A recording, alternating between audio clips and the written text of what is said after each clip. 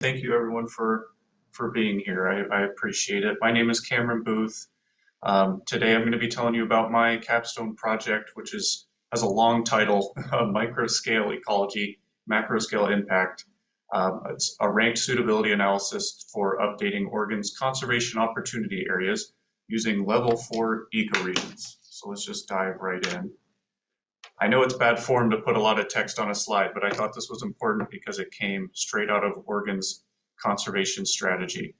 There are significant challenges to maintaining Oregon's fish and wildlife. The changes people have made to habitats can isolate fish and wildlife habitats into increasingly smaller patches, and it's highlighted because it's going to be a key point to this presentation. They also limit the functions that habitats provide for species and ultimately make it more difficult for ecosystems to provide the services that define Oregon's history, culture, and economy. So keep the increasingly smaller patches bit in your mind. But just to introduce the topic, Oregon is among the national leaders in statewide conservation strategy, along with Arkansas, Kentucky, and Georgia. The difference being that Arkansas, Kentucky, and Georgia, while they also have a comprehensive statewide conservation strategy, they utilize both level 3 and level 4 ecoregions, which is important. We'll get to that in a little bit. For Oregon and these other states, conservation strategy is based on the EPA's ecoregion framework. And for Oregon specifically, they originally published their conservation strategy in 2006, and they try to aim for an update every decade. So the last update was in 2016, and they are due for another 10-year update soon. I think in the conservation strategy specifically, it says they're aiming for October to have everything ready to be published for the coming year. But the word I've been using already is ecoregions. So what are ecoregions? Well, especially in cartography, we're used to thinking about regions in terms of geopolitical boundaries like state lines, or in an anthropological sense, maybe historic and ancient humans where they resided, just kind of into separate regions. But for an ecoregion, it follows a similar characteristic, except it's for abiotic and biotic environmental factors. So to put it more basically, within an ecoregion, the ecosystems will be the same or very similar. So vegetation will be the same, animals will be the same, the species that live there will be the same. Overall temperature and climate will be the same, soil will be the same, geology and terrain will generally be the same. Moisture and availability of water will be the same, among other things. Now, ecoregions, the construct of an ecoregion has existed for quite some time, and essentially every time they update it, they get more and more detailed. So there are level 1 and 2 ecoregions, but they cover the entire North American continent, and they're so big and vast, they're not very helpful in terms of conservation planning. For the past few decades, level 3 ecoregions have been the go-to for conservation and land management strategies. Throughout the continental United States, for level 3, there are 105 ecoregions. They're set up more on a regional basis, so they're still fairly large, set up for ecosystem and land management planning purposes, with an original mapping scale of 1 to 1.5 million. So again, pretty big scale.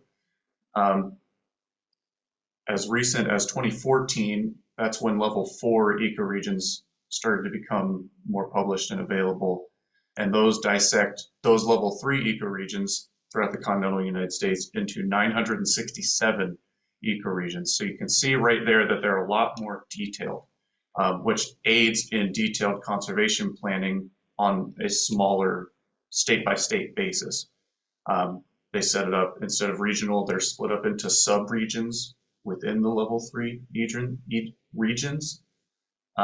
And the original mapping scale for level 4 is 1 to 250,000. So you can see it's a lot more detailed of a view.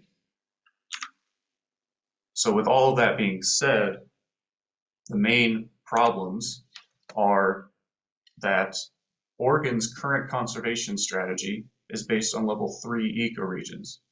Now, part of what Oregon tries to do with their conservation strategy is to recommend what are called conservation opportunity areas. So these are areas that the state deems as prime areas for conservation efforts.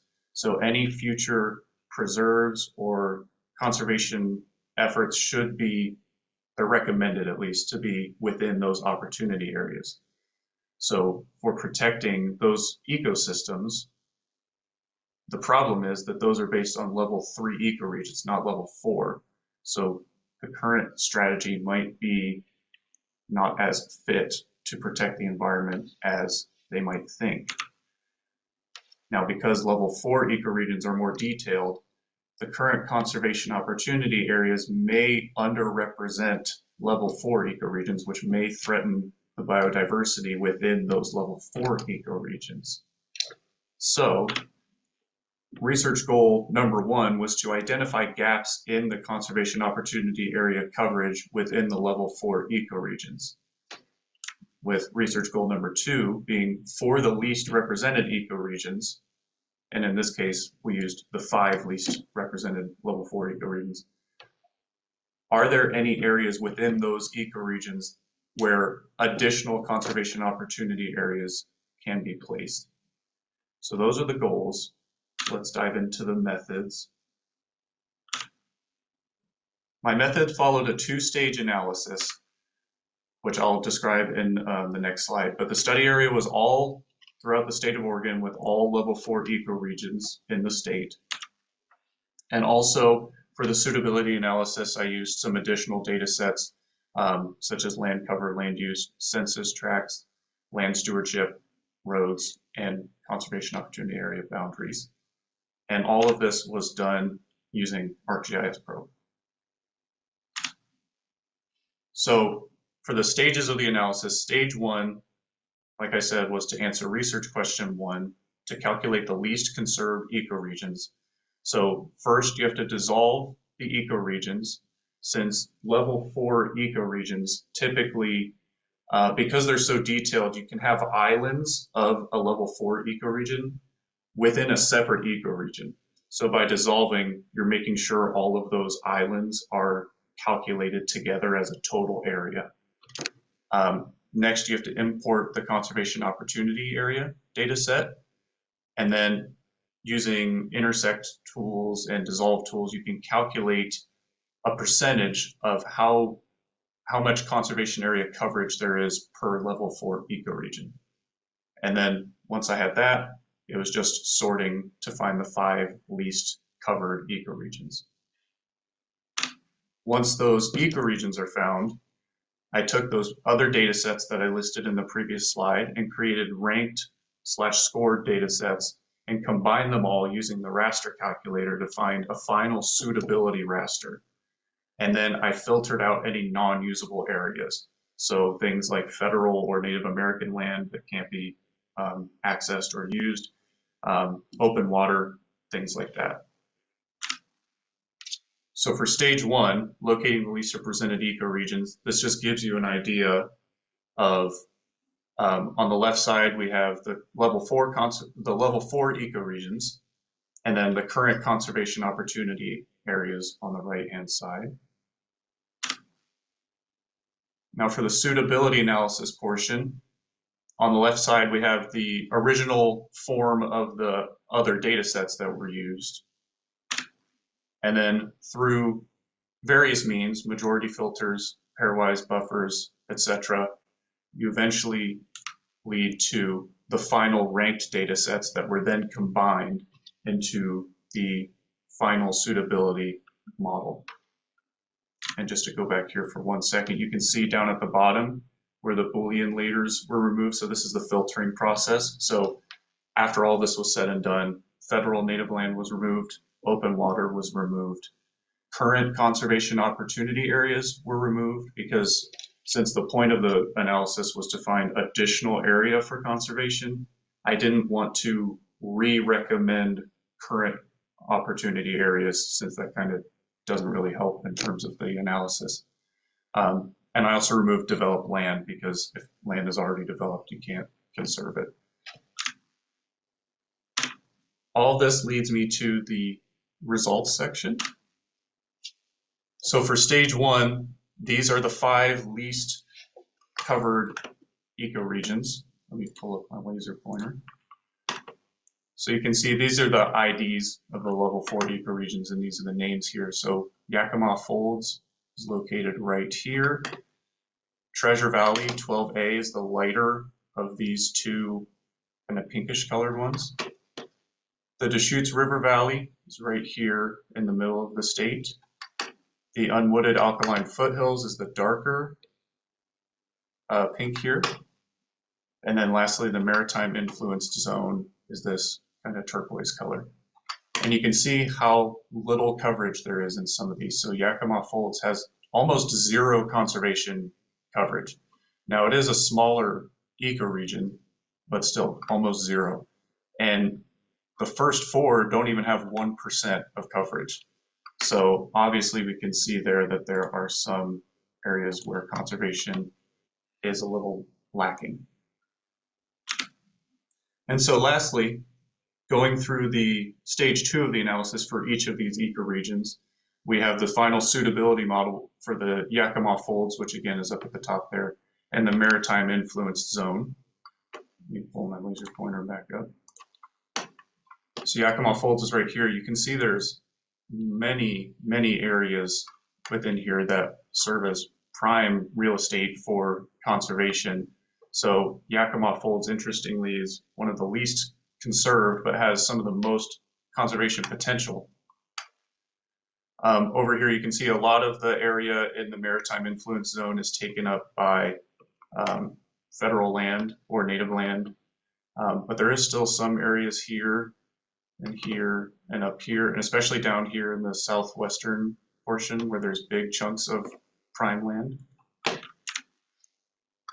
For the Deschutes River Valley, this area is a lot more urbanized, so it leaves a little bit of difficulty.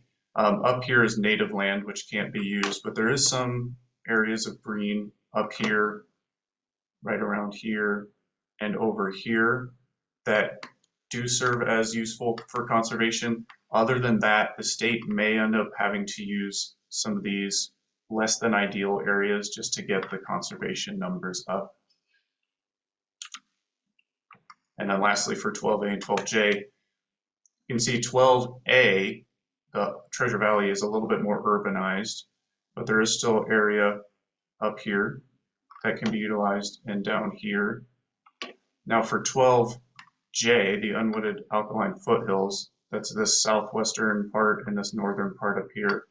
A lot of it is taken up by federal land, but there are still big chunks of area here and here along the ridge lines that can be used for future conservation. Putting that all into a conclusion, so we found that there are many level 4 ecoregions that are underrepresented. So I only looked at the top 5 in this analysis, but there were 10 ecoregions with less than 2% coverage of conservation opportunity areas, with 26 of them less than 3%. And by just going through the analysis for these 5 least, there are ample areas for additional conservation opportunities. Perhaps those can be included in the 2026 update of the conservation strategy.